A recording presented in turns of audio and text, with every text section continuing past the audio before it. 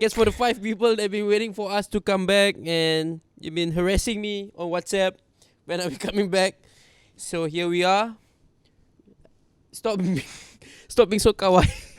I think we sort of took a short break. We're supposed to say happy 2019, but then we sort of took a short break. And the next thing we know, it's already 2020. No, I knew it was. I knew what was going on in 2019. What? Well, you were telling me you didn't want to do this. No, I never said that. You always like, oh, I got no time. I have to go training. I have to get punched in the face. That's what happens when people have a life. And you and Adib just sitting at home hoping for this day to happen. It's probably the best day of your life. This is probably the best day in 2020 for you both. Yeah, I mean, sorry we're like 12 months late. Because we Malay. Because we Malay. Yeah, so welcome back to the show. I think some of you, all 3 of you, how many is it? 5? 5, I think. I think there's 3. But I think the good thing is we have to say that we are finally up on Spotify. I guess. Which is a good upgrade. I guess, yes. So you can now find us on Spotify. Our Facebook and YouTube and Instagram are still there, I think. Although we haven't updated in a while. Blame it on him. Wow. Okay, fair enough. So yeah, we are 12 months late because the whole plan was to actually, after the 7th episode, to take a short break because we need to get our lives in order. I think a lot of things happened in 2019. Yeah. I think since the last episode we said that we're going to come back and we're going to get this guest, that guest. But it just keep... But guess what? We never came back. So those of you who... surprise there. Those of you who used to listen, please come back. Yeah, please come back, spread the love. Share our Spotify link. It's on our Instagram profile page. Yeah. I think. Yeah, it's up. So if it's not up, look for Adib. You don't even know how to look for him because you don't know how he looks like, but let's leave it at that. But I'm pretty sure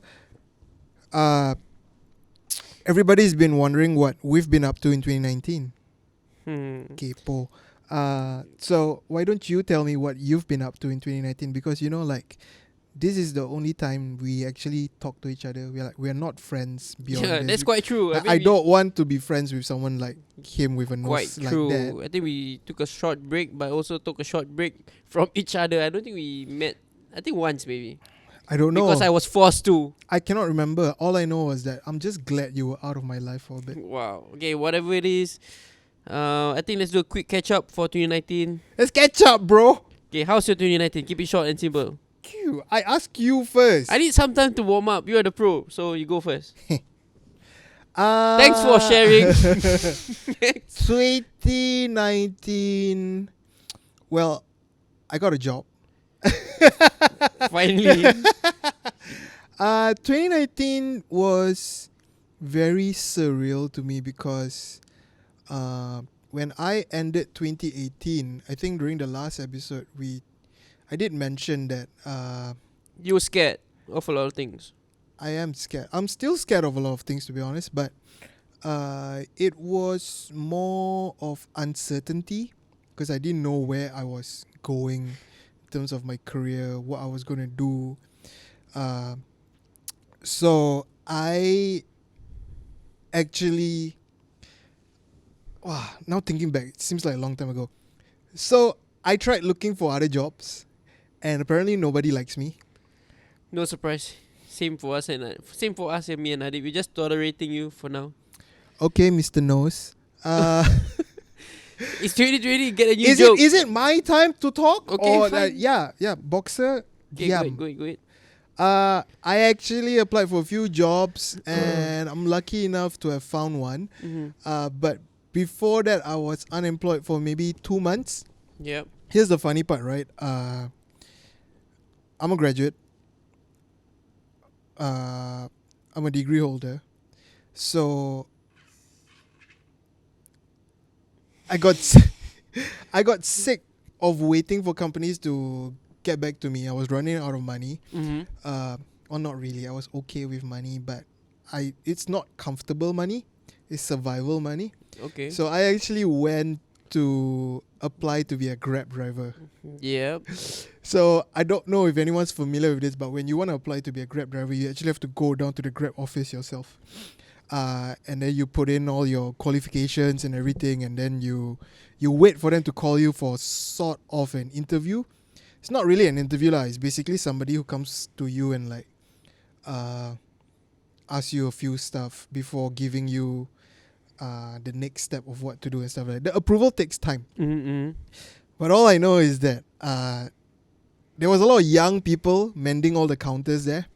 It was cool because the office was really big, and they actually treat you like they treat you well, because the moment you come in, somebody will ask you, "Hey, do you want a drink? What do you want to drink? We have coffee, we have tea and stuff like that." I was like, "Wow, this is interesting." Like, I don't think taxi drivers get this kind of when they go like Comfort Delgro or something like that. But I didn't take any drinks because, you know, very serious guy when I go for job interviews, even though it's just to be a Grab driver. Don't drink and drive. But then when it was my turn to go up to the counter, I was talking to this young boy. Pretty sure he was young. Maybe he's poly age or maybe early 20s. So he came to me and it's like, "Hey, so why do you want to be a Grab driver?" And I say like, "Oh, because I'm in between jobs." Save face, must always, because I'm Malay. Mm-hmm, And then he said, "Oh, okay, let's look at the form that you filled up." It's like, "Oh, it states here that you are a degree holder." And I was like, "Yeah, I am." And then he gave me this one face, and he said, "Oh, sure." Then I was like, "What the fuck is that supposed to mean?" He had this judging ass look, like, "Yeah, I'm pretty sure you're a degree holder." And I was like, "No, really." And it's like, "So do you have the cert?" And I was like, "Oh, I didn't bring my cert because I didn't know I had to bring my cert." And then he's like, "Oh, okay, sure." I thought you were very serious about interviews. You should have brought all. I didn't know that you need to bring your education certs to be a Grab driver. Grab is a serious business. Have you seen fake taxi? See how far that gone?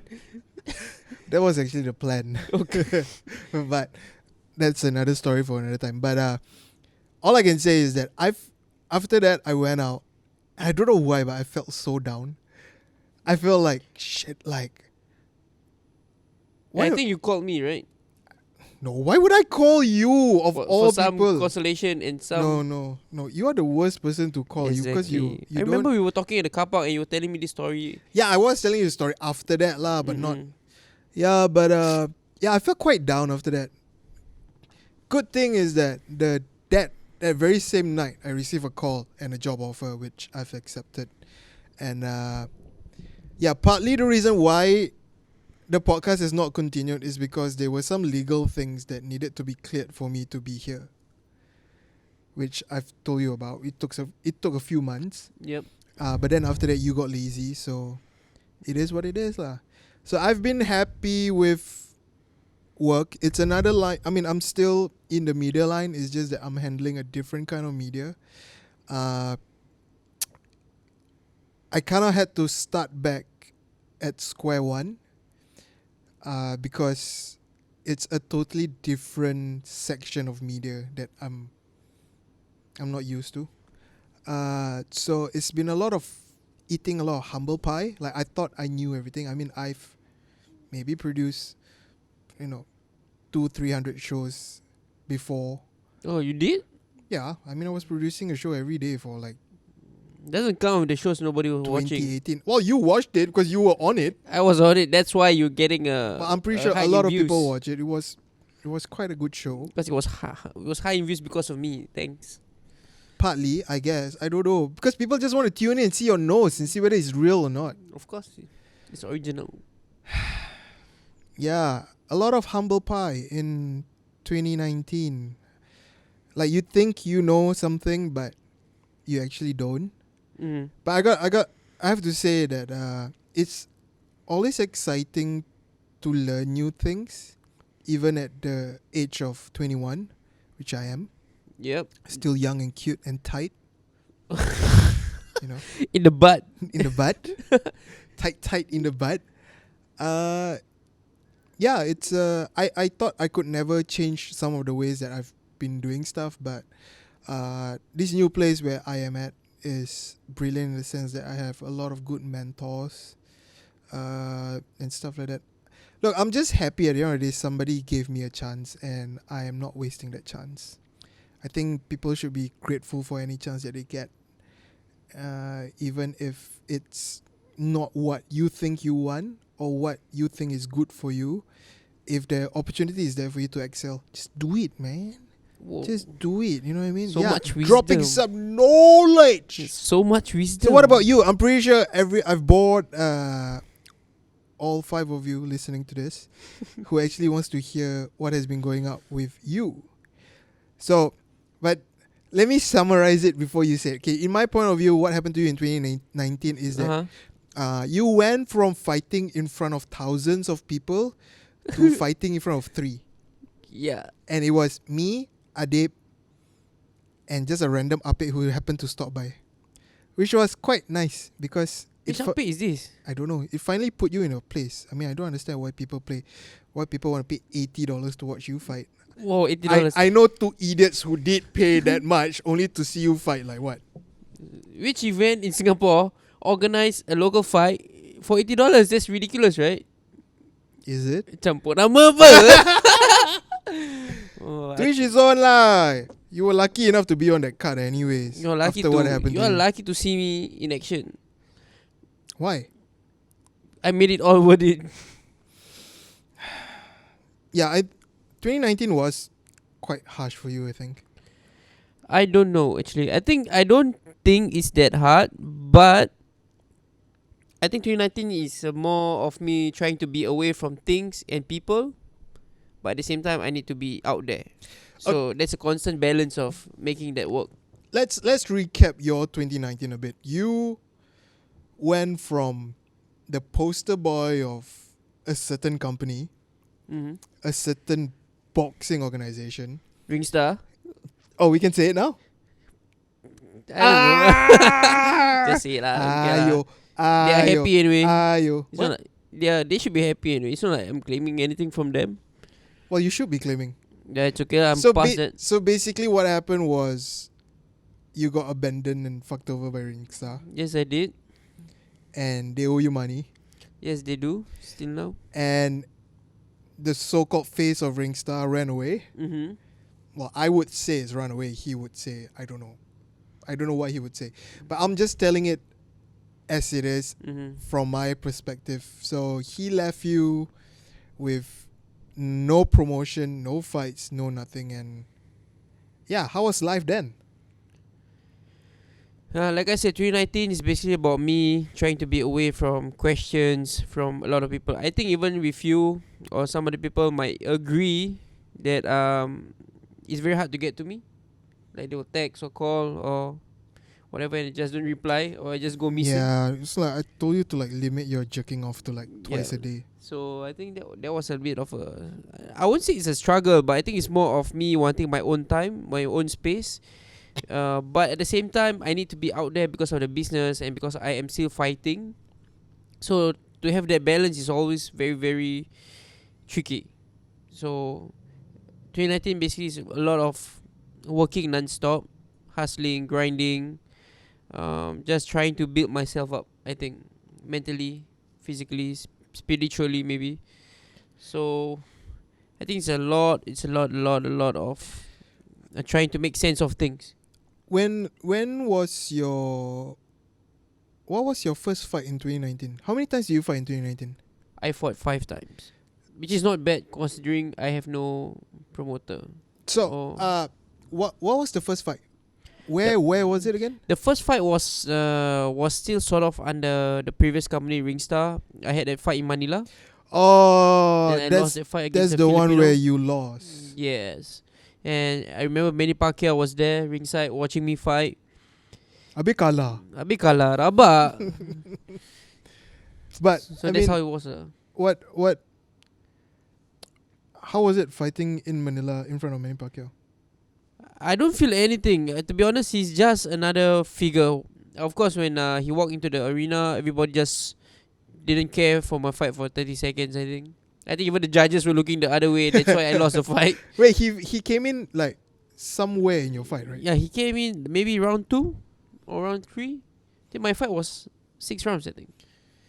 Yeah, I remember watching that Yeah, one. so I lost that one. I mean, it wasn't the best of my performances, no excuses, but I still feel like I deserve to win. But I think the most important thing is that was the night that I got introduced to Coach Alex. So for some okay. people who didn't know, so I got separated from my previous coach. I think they should know by now who it was. Rey Mysterio Jr.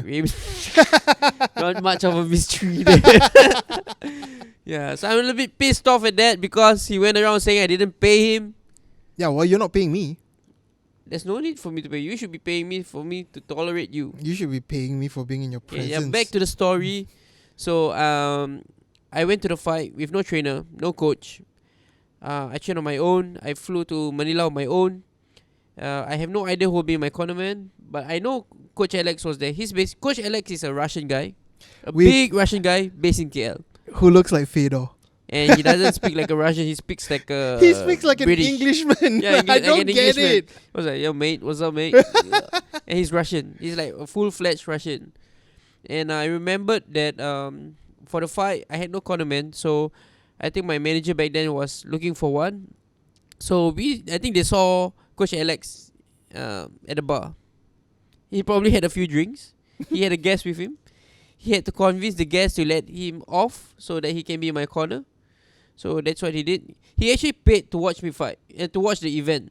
But in the end, he came to be in my corner. We've never worked before. We've never really spoken to each other before. And that's how it was my first time working with him. And too bad I lost that one. But I think that was my first. From that, I realized that Coach Alex don't have to do what he did, and maybe this is a guy that I can work with. So it's like you would say that it was love at first fight. Wow. I'm a poet.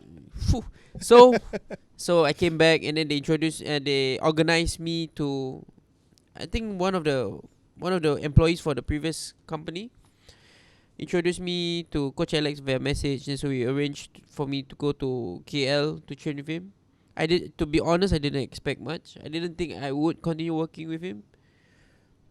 But after a few sessions, I realized that this guy could take me to another level.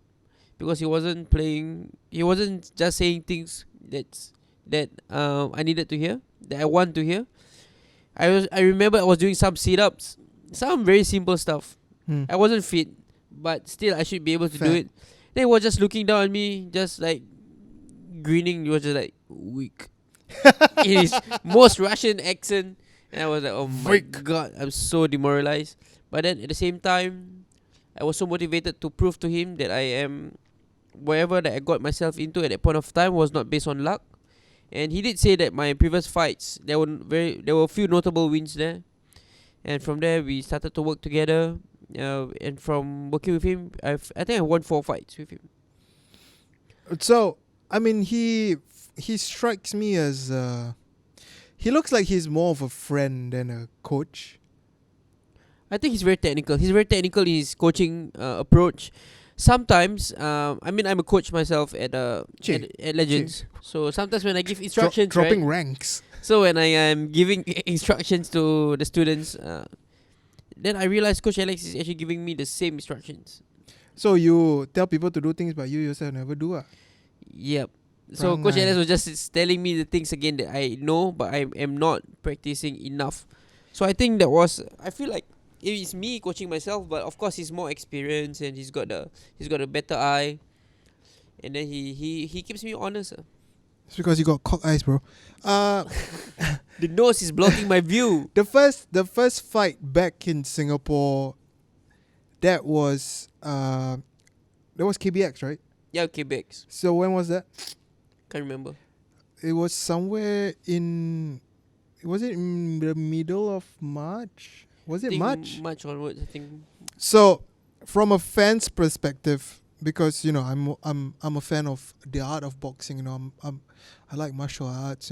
Like sometimes I train. You know what I mean? Mm-hmm. You know what I mean? So I've been watching your fights since you first won a clownish belt which was I don't know what belt it is. You got too many belts, like dude. You only got one waist. Uh, uh, yeah. So I've seen you fight at Suntec convention. I've seen you fight in the National Stadium, indoor stadium. I've seen you fight in a lot of places. Resort World. So when I showed up for this fight, I've never been to KBX before. So if you guys want to know, KBX is actually a gym, right? So it's a gym. Shout out to Mr. Willip. He's the gym owner, also the promoter for KBX events. So basically, I showed up thinking that it's gonna be comfortable, it's gonna be a good sized crowd and all that, but it was a far cry from whatever places that I've been to watch you fight. Yeah. I would say the crowd was probably around 120 people. It was outdoors. It cannot be 120. I sold 140 tickets. Well, not everybody comes. People Yeah, just wait. want to give you money for donations sometimes. Have you seen your face? Beggar At least I've face. got support. Yeah, thanks for supporting him. Don't know what you get out of it, but yeah, thanks guys.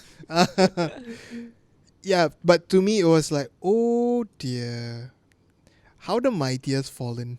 And I just laughed inside. I was like, ha ha ha, yeah, serve you right. Like to talk big, right? Now you fight in kampong. What talk big? This is show business, bro. This is show business. Actually, well, Adit was there with me, and I think we had a talk where I actually said that this is quite sad. Quite sad, not in the sense that the venue was sad or the organization was sad or whatever, but it's just sad because you're a friend sometimes, and when you see somebody that you care for fight in such big venues where there's hundreds and hundreds of people cheering and stuff like that, and then he goes from there to like, he goes from a big scale event to a small scale neighborhood event. And I'm not trying to be insulting by when I say neighborhood event. It was literally at Juchat, right? So it was literally at Juchat, and it was one of those, it's in between one of those shop houses. And here is the guy who is the face of Singapore boxing, who at one point of time almost won one of the biggest titles, the IBO title, and he's fighting at this place where there's not even aircon. Like, I felt sad because I was like, wow, this is hard to swallow, because everybody who cares about someone only wants to see their career go up. This seems like it went like, woo. Yeah, but I don't feel like that though. I feel like, of course, the Really? You don't feel like that? I was just gonna ask, what do you feel? There was like, no, you used to come out to your own walkout music. There was fireworks before, right, or something like that. Yeah. There was a rapper. There was whatever. People came to see you. But when I went there, there was a Muay Thai event before the boxing event. Yep. And the Muay Thai event was kind of packed. And once the boxing event started, everybody filtered out. All the babes are gone. And there was just like the normal people. Like, there was so many familiar faces in the sense where those are the boxing people. Like, that's the boxing crowd. That's it. So I wanted to know like how you felt from your perspective as a fighter, going from like having your own locker room, having customized boxing shots, having sponsors left, right, and center, to almost back to square one. I think for me, It's okay to cry, by the way. We are in 2020. It's fine. From the amateurs, I've always told myself, whether there's only 5 people in attendance, 50, 500, 5,000, my job is to fight. And of course, as a pro, it's always important to hype up the fight, to the lead up. But it's also, I think, sort of quite good that the event was at a lower scale, I say, because it gives me time to get used to Coach Alex and working with him, because the focus is not to just be out there. The focus is to make sure the foundation is strong, the working chemistry is there, that we can work together, that I can still fight, and that I still want to fight. I need to feel that I'm hungry to fight. Was there ever a time when all the ring star shit, people who used to support you back out, I'm pretty sure you lost some friends who you thought were friends. Was there ever a point like, okay, this is as far as I can go in my boxing career, maybe it's time to be a Grab driver? No, not really. I still, for some reason, I just wanted to just do this because I just have a feeling at the back of my head, in my heart, deep in my heart, that I can do it. For somehow, even though the chances are pretty low, maybe only 5%, but it didn't waver my confidence in myself that I can do it. And the next thing I know, I managed to secure in at least 5 fights. And I think the best takeaway for the 5 fights is that working with Coach Alex was one of the best things that happened to me in 2019. I get to go back to the foundations, do things my way, market things my way, and you have no idea how hard it is to promote fights. I see young upcoming fighters. I mean, I'm not talking about the amateurs, because when you're an amateur fighter, you just box for the country, that's all. But as a pro, it's your job to market the fight. And then I see all the youngsters putting their posters online just one time, just expecting people to buy tickets, and then they're just saying like, I don't like to talk so much, I prefer to let my hands do the talking. Like, who are you? Who's gonna come watch you fight? So I have the vlogs going on. It was supposed to be up on the podcast, but we had the break. Now we're back, so hopefully it helps in the branding and all that. Regular Facebook updates, Instagram. So it's a lot of work. A lot of people think it's just about, Ridhwan, you just have to fight. Yeah, I mean, it's a lot of work, and for you, I would think that it's a lot more work because you're ugly. Next. If Leona put her face on a poster and say, "Come see me fight," I'm pretty sure easily a lot of people will come and see a fight. Yeah, sure, of course. By the way, but I'm still thankful that I still managed to sell like maybe at least 200 to 250 tickets, and because of that, I managed to support the fights that I had to bring my opponents over, pay for their flights, their food, just to get beat up by me. Yeah, so this is what I think people will want to hear, right? And it's something that you tell me, which I find quite amazing also. Now that you don't have a promoter, you actually have to pay for your opponents to come to get beaten up by you. Okay, the thing is, a lot of people feel like this shouldn't be happening, but in all parts of the world, this is quite common. If you're an upcoming fighter, sometimes you just have to sacrifice and pay to get yourself a slot to fight in an event, which is normal. Even boxers in Australia, they have to sell tickets, sell tables for them to get paid. But I think the mentality that a lot of Singaporean boxers or those who wants to fight because it's easy, they keep thinking like, you fight, you just get paid, and you don't have to pay, because when the promoter should pay for everything. But anyway, when I sat down with Mr. Willip, he was telling me, you know what, we are not a big event, we're not a big show promoter, but we want to get fights happening more frequently in Singapore. I can put you in, but he supported me financially also. He played his part. He's got his contacts. He got his sponsors to lighten the burden. And I said, you know what, the goal is for me to fight again, because that's my job as a fighter. I have to fight. I have to maintain my rankings, and I just need you to help me to get the right opponents. Give me the best opponents there is with the amount of budget that we have. Of course, I want to fight the elite guys, but this is business. And then at the end of the day, they will probably want like 30,000 US dollars to fight me, and we don't have that amount yet. Who does? The big shots. Like sometimes if you're a big shot boxer, maybe in Japan, you can probably pay like 10,000 US to an Indonesian or whatever. I see. Yeah, so it's all.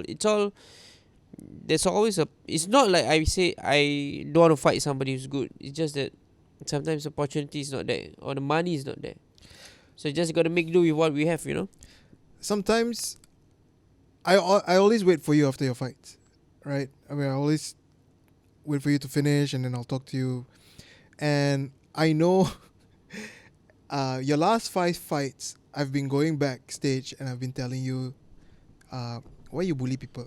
Mm-hmm. Because how many KOs do you have in the last 5 fights? 4, I think. 4 out of 5. Yeah, 4 or 3, I think. Yeah, well, it's somewhere around there. And I always tell you, there was one guy that you fought that looks like a father of 3, and then you beat him up. I feel bad for him. And then after that, there was this guy you fought who looks like a young boy who just finished school, and then you schooled him. And I say, Wan, don't beat people's kids up, or don't beat someone's father up. But then now that I know that you are the one paying him, it's like, okay lah, beat up lah. You pay already what? Pay to make use of him lah. You know what I mean? Yeah, that's the thing. One thing that people don't understand, if when we say that we pay, there's a difference. Some people will say, oh, you pay him to lose. No, I pay him to come and fight. So it's some people feel like I pay them that they will drop in the 3rd round or the 4th round. It doesn't work like that. But if you want to think that way, it's fine. Have you ever been in the ring with an opponent and then he punched you really hard and you're like, oh, maybe I shouldn't have paid this guy? I think one of the fighters I was going against was a Thai guy. He didn't have much technique, but he punches like a truck, man. Then I was getting hit and my forearms and my shoulders were hurting. But then I found an opening. I gave him one nice KO. It was good. It was good. It's like a highlight reel kind of clip. You would think lah. Yes, it was. I mean, in your eyes lah. But the best performance was my last fight. But that wasn't at KBX. There was another event, which was good also. Oh, we can say it's the ring. The ring is the gym. What was it called? TRFC? It's a local event. It's a local event. And it was actually quite a good card. Yeah, they have a good card. Oh yeah, they have a good card. They had a good card. Because I was in it. Well, no, not really. Even though people were saying why I wasn't the main event, but it doesn't matter actually. I just wanted to fight, and they got me a Filipino, and they got a Filipino cornerman, and that cornerman was my previous coach. Rey Mysterio! Yeah. So the story is my first coach, my first pro boxing coach was in my opponent's corner at the night.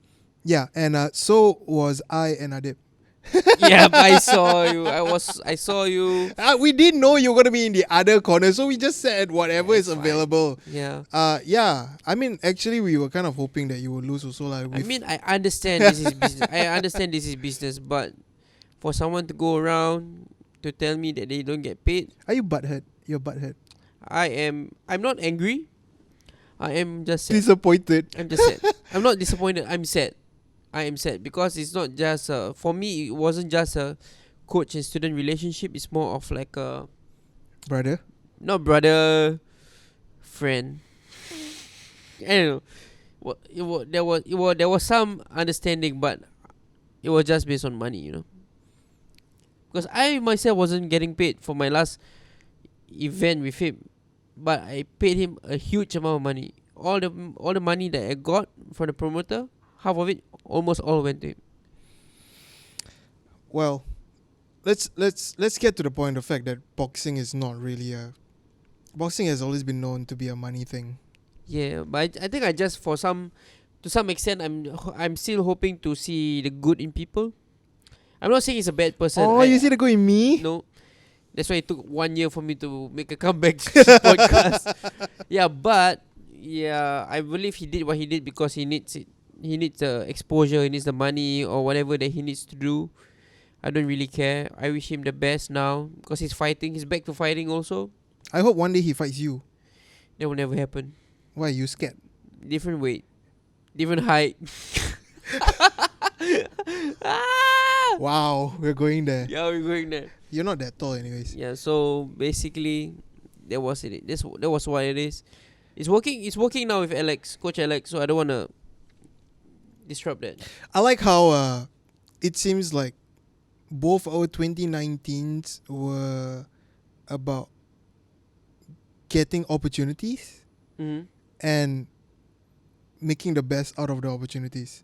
I mean, you eventually got to fight on an event and then you make use by building yourself up, whereas I have a job.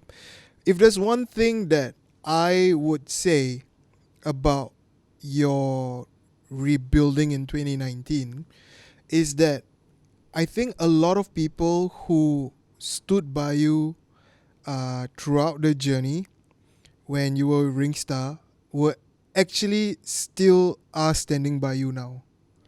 I think there's a good group of people around you who, you know, despite things with Ringstar going to shit, uh, they kind of like, yeah, well, fuck it, I'm with Ridhwan, by hook or by crook, and I think that helps when you're trying to achieve something to know that there is still people like that believing in you. Yeah, man. Yeah, so mostly I'm talking about myself, but I guess there are other people also. Yeah. I stood by you. I think I believe so. I think no matter what happens, we just make do with what we have. And you have like two people standing by you. One's your wife, one's your kid, who's got no choice because you're feeding her. But for me, I am so thankful. I still have some sponsors. I still have people who believe in me. They will check on me even though I ignore them so many times. Oh, you're talking about me now. Yeah. So I'm thankful. I mean, sometimes they buy tickets to my fights and they tell me early that they cannot make it, but they're just gonna buy to support me anyway. So I think they see me putting in the work, putting in the posts on social media, doing the videos, and they get to know my story. They get to know.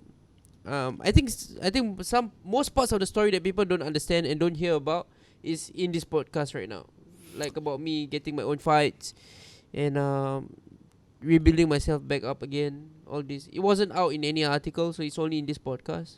Yeah, so that's the perks of listening to me. So this is sort of like a first revelation of what's going on.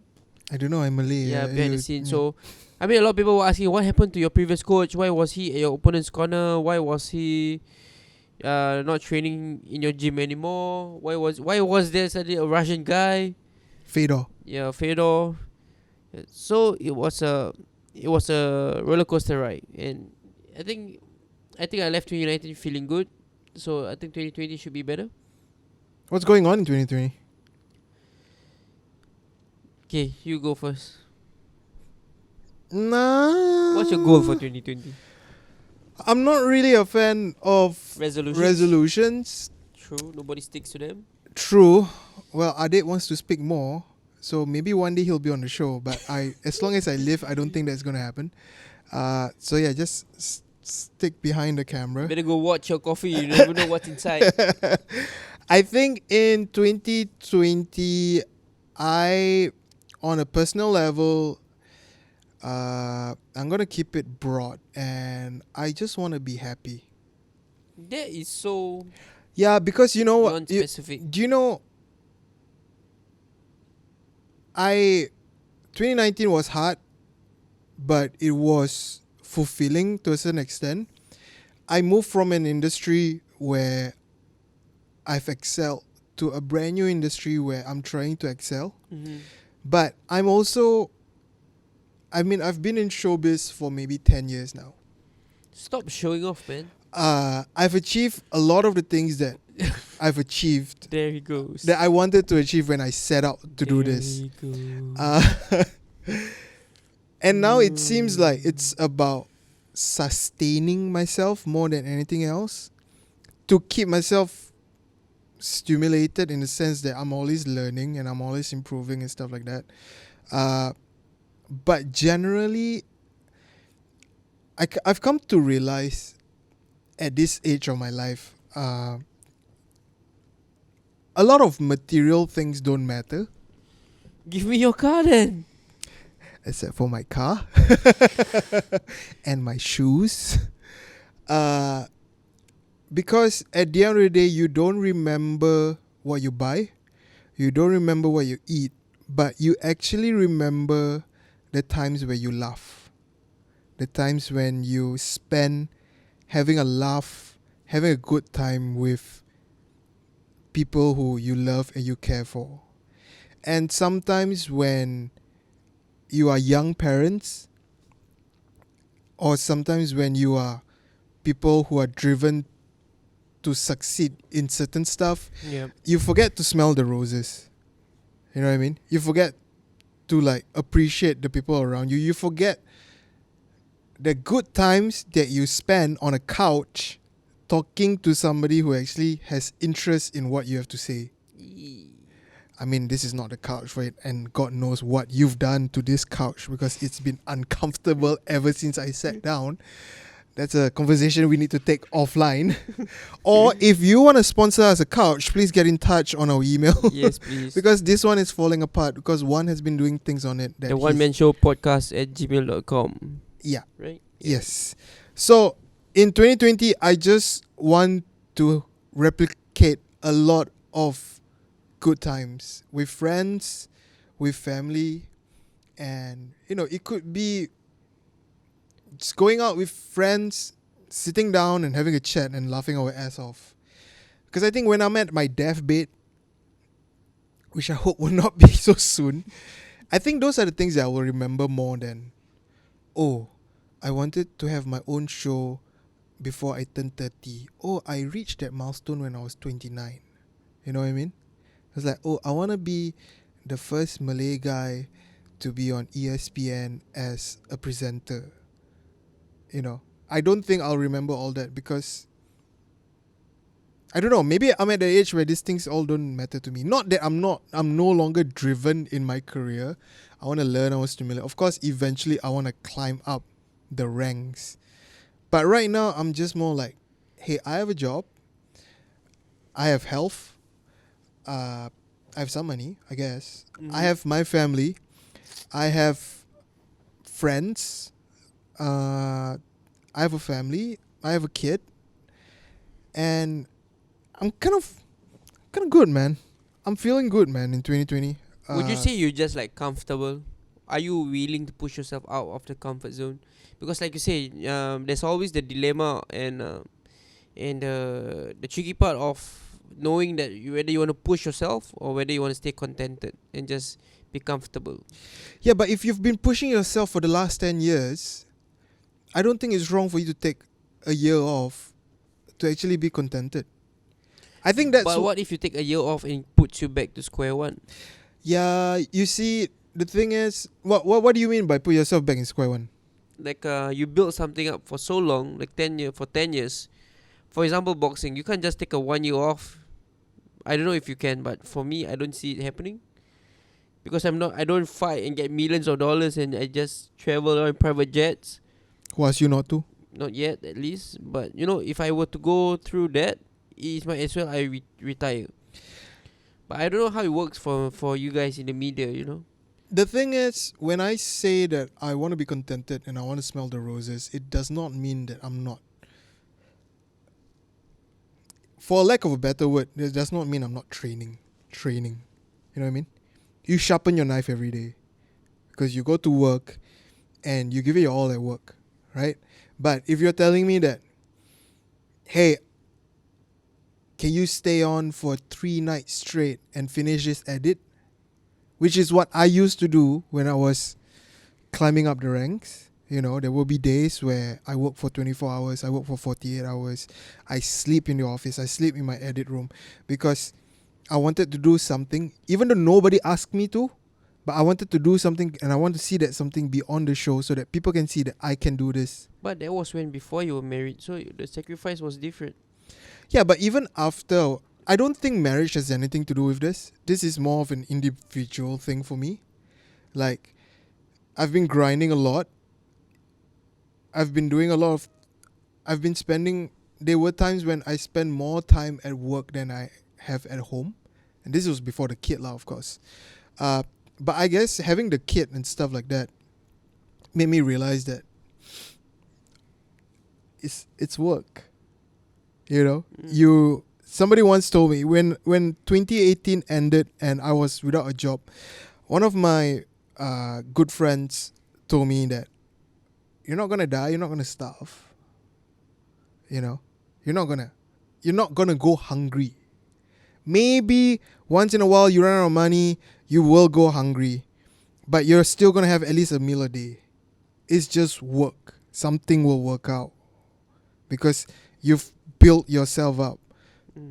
to a level where somebody out there will appreciate you for whatever that you're doing. And I'm glad that I'm at a place where I'm actually being appreciated right now. Oh yeah. Anyway, your new workplace won't cause us any trouble for doing this podcast.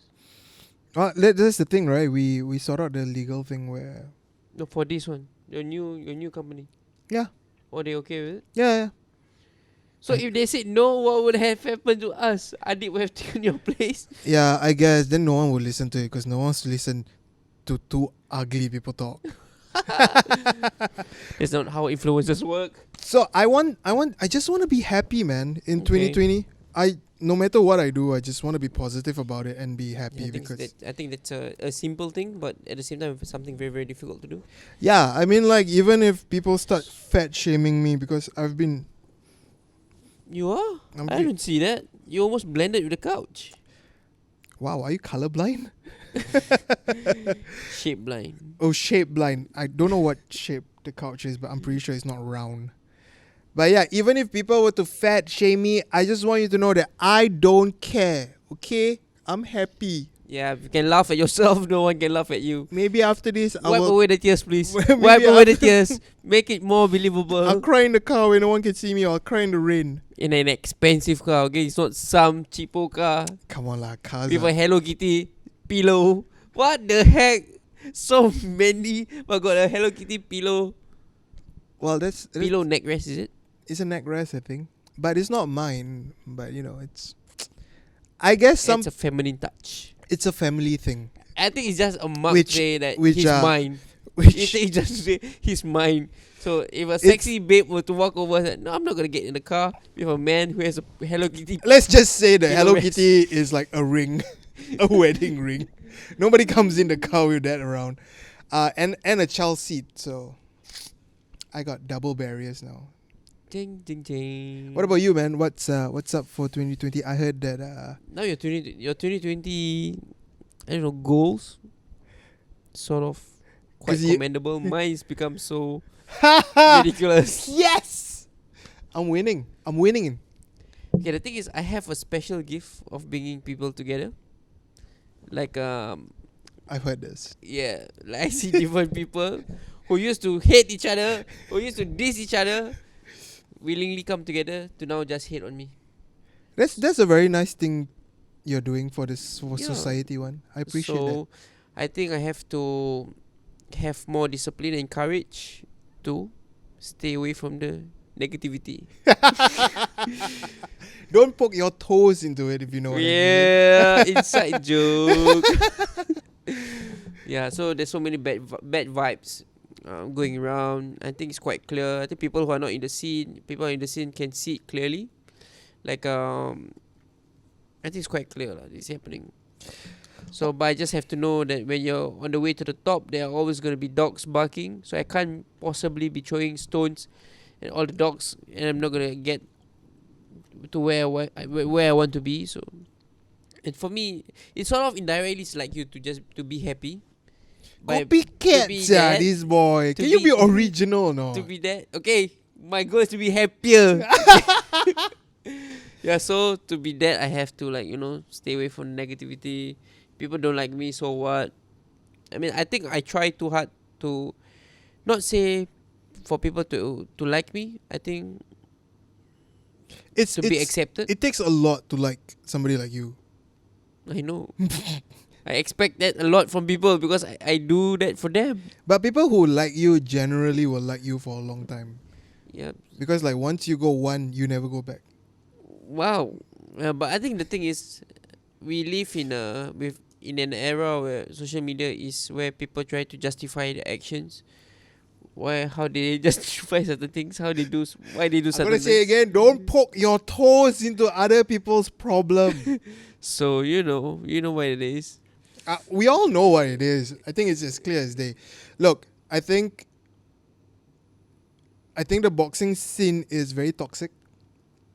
I think it is starting to, and the people who are not judging, the people who are saying everybody else is toxic, they are the root of all evil. Wow, okay. Tak nak Yeah. poke nama sekali. Tak nak poke lah, belum lagi. Bayar dulu sponsor, bawa put nama. The thing is, I find it fascinating that you are affected by all this Because they are friends. They are friends first. I guess when it comes to friends, it does hurt a bit more. But at the same time, look, I'm not trying to lick your balls. I will never do that, and I'm not gonna kiss your ass. But I don't think anybody in the boxing scene has achieved what you have, and I don't think anybody in the boxing scene will reach the heights that you have for some time. Look, your success is the combination of a lot of things falling into place together, which included, it's not all bad about Ringstar. Ringstar actually brought, Singapore boxing on the map to a certain extent. Gives the platform to... The biggest thing is that it made you the poster boy and you reaped some rewards out of it. Definitely. Right?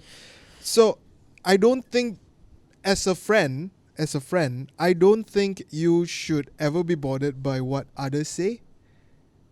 I know there's an ego thing, I know there's a legacy thing, but I don't think anybody, with the state of boxing in Singapore right now, where there's no funding, there's very little sponsorship, there's not a lot of events in Singapore, I think it might take another 5-10 years for somebody to actually reach the levels that you have. And on top of that this somebody is going to need to be another madman, coached by me.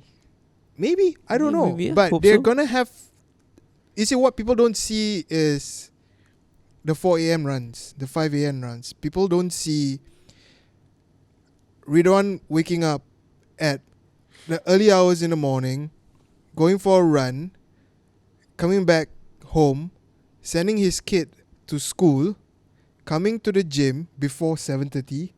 Yep. Doing personal training with his clients, conducting classes. Sometimes with my kid in hand. Sometimes with your kid in hand. And then working in the gym. Have some break time, but you'll be doing your own training during your break time. Yeah, my own training, admin stuff for the gym. And then going Non-stop. back at 8:39. Wow, I wish. I don't know what time you go sometimes back. 10, sometimes 11. And still going back to your wife and your kid and still spending time with your kid before doing it all over again. That's not what people see. So if anybody who's listening right now thinks that this man got here, not on the couch, but in the ring. On the couch, he just bought the couch lah, guys. Without hard work, you are crazy, because I've not seen a person who works the way this guy does. And that's the thing that fascinates me about him, because I've walked in on him a lot of times, not touching himself, but I've walked in on him a lot of times where he's alone and he's training, and he trains like he's training to die. He trains hard almost every day. Sometimes when I tell him like, hey, I think you need to like chill and spend time with me for like maybe an hour, let's grab lunch. He's like, oh, I haven't trained today, I have to train today. And I was like, okay. I'm glad you know that's how you sound. It's so retarded. Okay. But it's like somebody who wants to be at the level where you are needs to put in that kind of work. And I'm not sure if there's anybody in the scene right now that is willing. I mean, don't take this negatively. Take this as a challenge, whoever you are listening to this. If you want to beat this man, you got to work twice as hard as him, because you're probably uglier than him. And he's already very ugly. And I'm saying you're ugly because you probably have to start boxing at a very young age. Yeah, and I think the good thing is, I think in 2020, the boxing scene is I believe so, that it's gonna be on the rise again, because I've been approached by a rival to fight the boxer. I have ultimate respect for the guy. I mean, I shall not say his name first. I have ultimate respect for the guy. For achieving whatever that he's achieved. If I list out all the shit that you've talked about. And I just hope that the fight will really happen. I think the story is going to get twisted. People will think that I am calling him out, but they have to understand, the lion never calls out. The dog. You're calling him a dog. How can he be a dog? Maybe Dog. more of a giraffe lah. Okay lah, the lion never calls out the giraffe for a fight. But do lions eat giraffes? Why not? How are they gonna bring the giraffe down? Take leave.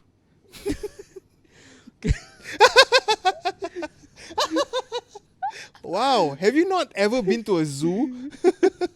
Yeah, so basically, I just really hope the fight happens because, I mean, he's a champion. He's got two. I mean, we are in the same weight category now. I think some people feel like I'm just gonna ask him to fight for no reason, but the truth is, his team came to me and proposed the fight. I said, "You sure?" They said, "Why not?" Then I will say, "Let's make the fight happen." I just hope it happens. We might finally get to see you lose in Singapore. That will be a good domestic fight, and I hope after winning, I won't be charged for domestic abuse. Okay. Yeah, let's not talk trash. Let's Yeah, remember Abunda? Yeah, Yeah, you remember how he fucked you up? Huh? With his shorts all the way up here? Huh? I've never seen anybody wear shorts as bra before. That was the first. So it's opposed to everything. And yet, It's looking always opposed to stupid everything. like that, he beat you up, bruh. Yeah, but whatever it is, I am going to do my part to sell the fight. I mean, they did say no trash talking, but I don't talk trash. I just talk the facts, man. Which is trash because all you know is trash. Yeah, but whatever it is, when the time comes, I think we will announce. It'd be nice to get him on the show also. Oh, wow. It'd be nice to have him on this couch. I wonder if he can talk. For sure. Huh. He's a ladies' man. Ooh. I just want him to be here so we can get the viewers in. I remember during the last fight, he was the main. You're gonna give it away, you know. I think it's quite clear. I think you should be careful. Yeah, so during the last fight, I had 5 last fights. So he's got his family there watching me and staring me up and down like I see something wrong. But, you know, it is what it is. This is the fight business. If there's something I miss about you fighting in big arenas is the good-looking girls. There were? Yeah, when there was quite a few. I mean, not that the girls watching you now are ugly, but I think you kind of attract a different crowd now. I think one of the greatest achievements is to get people who don't watch boxing, who don't do boxing, to know me. I think that's the goal right now. You're talking about girls. Girls, guys, gays, cheeky lesbians, boy. all. Cheeky are you? It's in the nature. It's in the nature. Oh, so you are also a ladies' man lah. I'm not. I'm just a Don't man. shy lah, bro. I'm just a man. Bro, don't shy lah. You lah, don't get me. Don't talk about yourself through me. Jackass, where your Hello Kitty But car. how many times are you looking to fight this year? I hope I can fight 4 to 6 fights. I got an offer to fight in US though. Ooh. Can I come? Nope, Is it in Vegas? because you bring bad luck. And your Hello Kitty car. I'm not gonna drive to US. What are you talking about? You don't have to drive to US to. You can just bring the Hello Kitty. I will Pillow. not lah. That's not even mine, to be honest. Okay. So, how many times? I hope I can fight 4 to 6. 4 to 6. 4 to 6, including the one in the US. The US offer just came in. So, yeah. I think 4 to 6 fights max. But I clearly know for me that for them to get me to US and fight is probably for me to lose. So I need to be careful with that. Lose ah, get money what? Yeah, the money is pretty good. I think Bruh, 1, 2, 3, 4. we could buy a new couch. 5 figure amount Ooh. for first fight in US. Ooh. So I think that's a good start. Is it Ryan Garcia? Are you gonna fight Ryan Garcia? Will he fight me? Ryan Garcia? Yeah. He will. Why? Cause you're ugly. Yeah, And he's he good handsome. looking Yeah, He's he's good very good looking. Hey, stop man crushing him on this show. Why? He is good looking what? But I don't know, I'm scared I'll fight him. I really hope he ends up with Selena Gomez. I think he likes Selena Gomez. He's not with Selena Gomez, he's with this one actress. Model. Is he Selena? He and Selena Gomez look alike. Oh, okay, that's weird. Don't be like insane. Yeah. Oh, of course. One of the things that I want to do for 2020 is also continue this podcast. Yeah, okay. So what's next? So what's next for the one man show in 2020? The One Man Show. Oh yeah, 1 month. Oh, 1 man, 1 month, whatever. Because I'm the man. Wait, what? What? You're the Oh, one. oh, I'm the man. okay. The 1 man show. Show is He's just a show. give him a syllable at least. Did you say gay him? Yeah, give him. Okay. What gay him? I don't know. What is Even wrong? if he is, so what? He's doing this for free. Oh yeah, my soul. Yeah, it's just yeah, so let's gay him. He's smiling but pretending not to smile. See, we need to get his baby in the show. Oh dear. We might actually. His lady crush. So what are your plans for this show in 2020, Mr. Ridhwan? I hope to make the one man show a bit more consistent. For now, I think the plan is once a week. We're gonna release it every Monday, right, Mr. Show? Right, Mr. Show? Every Monday? Yeah, every Monday. Yep, every Monday. So hopefully, if we earn some money from this, we can do a bit more. I really want to invite some interesting guests, or some guests with a story, something that they can say here freely without the worry of being the censorship in mainstream media. I mean, this is not a competition with mainstream media, but this is just I just want this to be an outlet for them to like say whatever they want to say without judgment, without. You mean like how you threw your ex-coach under the bus? Oh, I did. And how you call your next opponent a giraffe? Wow. Yeah. Shit. Yeah. So this is an example of what you should not do Yeah. in mainstream media, but you can do it if it's your own show. Yeah. Ni bapa kau punya show. It is what? No, my bapa lah. My bapa I don't know where. Alright, so okay, next. So what's your plan for the one man show? I think my plans would be also like consistency. Do you want money out of this? I don't want money out of this. To be honest, if I want satisfaction. I think we've agreed on this when we first do it, that if we do make money out of it and we do get better equipment and we do get a better place, because right now we're doing it in the gym. If we eventually get to the stage where we have everything that we need, whatever money that we're gonna get is going to a charity, right? Did we say that? Well, it's not going to you, and it's not going to me. If we get like $30,000, all that charity? Yeah. Am I charity? Well, Can I be one? You are a beggar. I want to start the TCW charity. I think at the end of the day, this podcast is not about making money. Yep.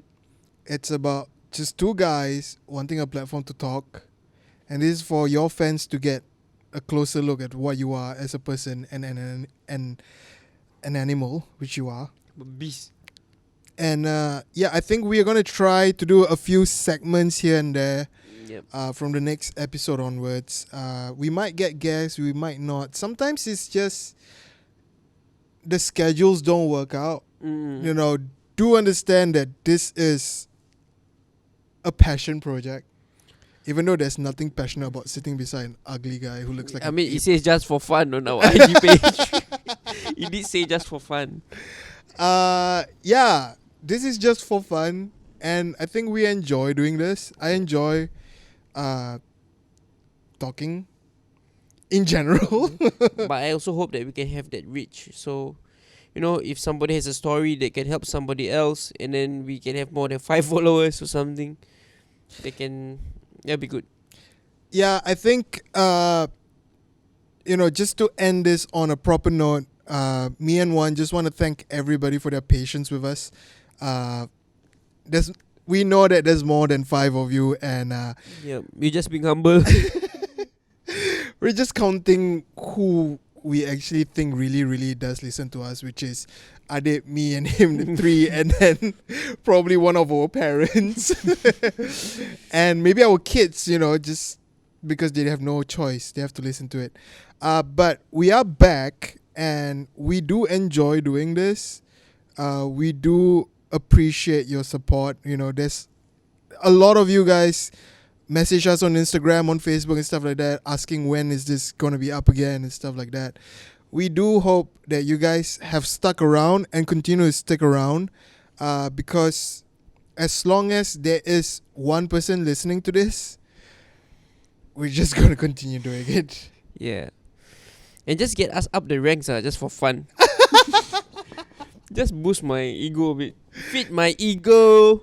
Yeah, I mean, help Ridhwan out with his Yeah. ego. Help it come up, because that's one of the things that he has that cannot come up. If I can compete in the ring, at least let me compete in this podcasting. Wow. That rhymes.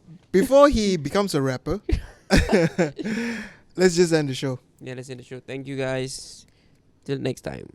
Next time, not next year, I hope. Yeah, next time. But you have to understand, the lion never calls out. Dog. You're calling him a dog. How can he be a dog? Maybe Dog. more of a giraffe lah. Okay lah, the lion never calls out the giraffe for a fight. But do lions eat giraffes?